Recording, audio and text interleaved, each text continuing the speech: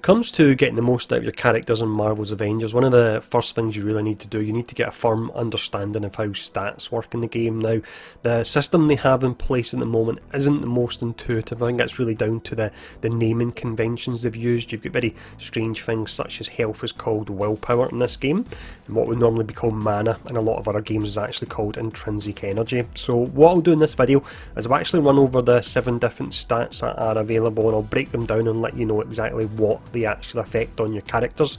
And then from there I've come up with 3 custom builds as well. So we've got a melee tank build, we've got a hybrid damage build, and then we've got a ranged crowd control build as well. And when I talk about each of those 3 builds, I'll actually let you know which stats you would use and why you would be using them as well. But let's jump in and let's actually break down the 7 stats first.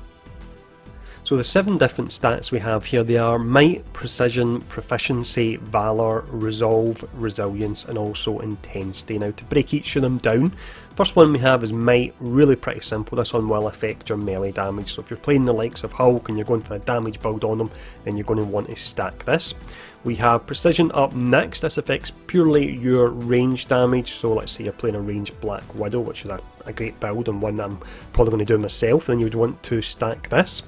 Next up we have Proficiency. This will be important on your damage builds. This increases your crit rate and it increases your perk chance as well. So your perk chance is when a piece of gear drops, you have certain modifiers. So let's say for example it may say you have a 20% chance on defeating an enemy to gain invulnerability, so this will actually increase that, and some of the perks in the game look to be really powerful, so I believe this will be a really powerful stat going forward.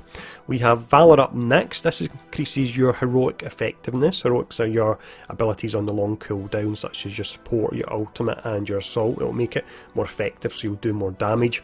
And then you have crit damage coming from this as well. Now Proficiency and Valour are tied together because there's no point having high crit damage if you don't have a high crit rate, and the same applies in if you're going to have a high crit rate, then you want to be putting out high crit damage as well. So these are 2 stats that will go together.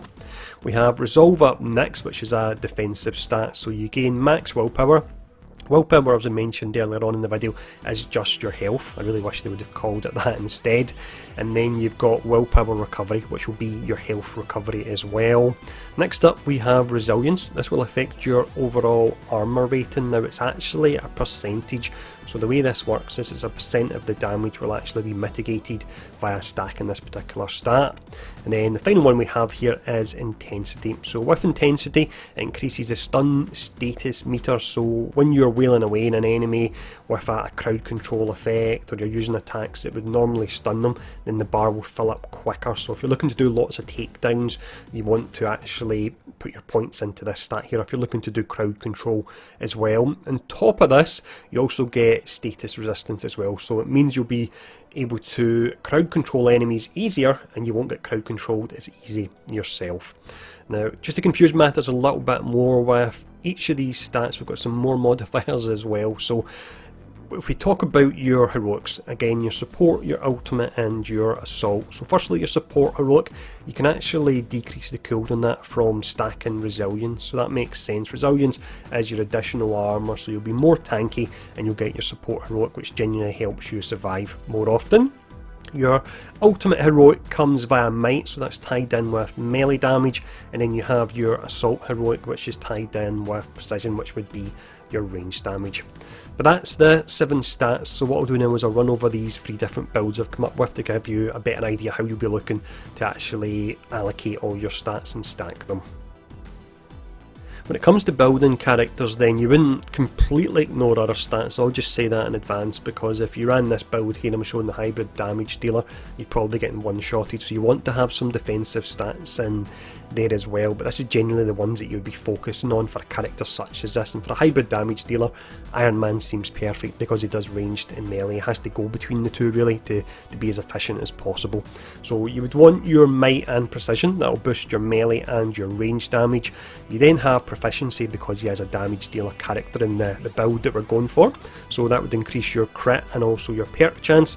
And then finally you have your Valour. We talked earlier how that's tied in with proficiency. That will increase the crit damage and you're getting increased crits via the proficiency stat, and you're also getting increased effectiveness for your heroic as well. So that's a hybrid damage dealer build. Let's see what one we've got next.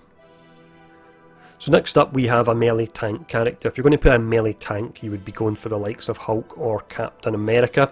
So you want to start off, you want to be putting out damage as well, so you're going to put some of your stats into might to provide you with melee damage. You then have proficiency as well, which will give you crit and perk chance, and the reason I would say use this is for the perk chance, because when you're picking up gear for a tank, you can get really powerful modifiers. On Hulk, for example, you can get modifiers that can give him increased regen when he's actually got his rage activated, or increase his rage rate, or even make him invulnerable. So a higher chance for him to activate will definitely help out your tanky style characters. We then have resolve, so that increases your max health and also has willpower recovery. So when you're using your rage and you're getting your health back, you'll get it back even quicker using this. And then finally for him, you've got resilience as well there. So resilience, again, it's the flat percent of damage that's actually reduced via armour. So that's a melee tank build, and I can't actually wait to try and build a really tanky character and just see how many enemies they can have wailing away on them without going down. It seems like it will be fun. But let's check out the final build here.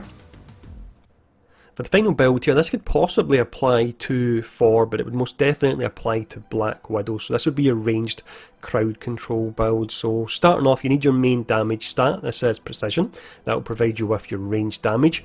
You then have proficiency, which will give you your crit and your perk chance. In this instance, we're taking it more for the crit rate, but perk chance is always something that's going to be good.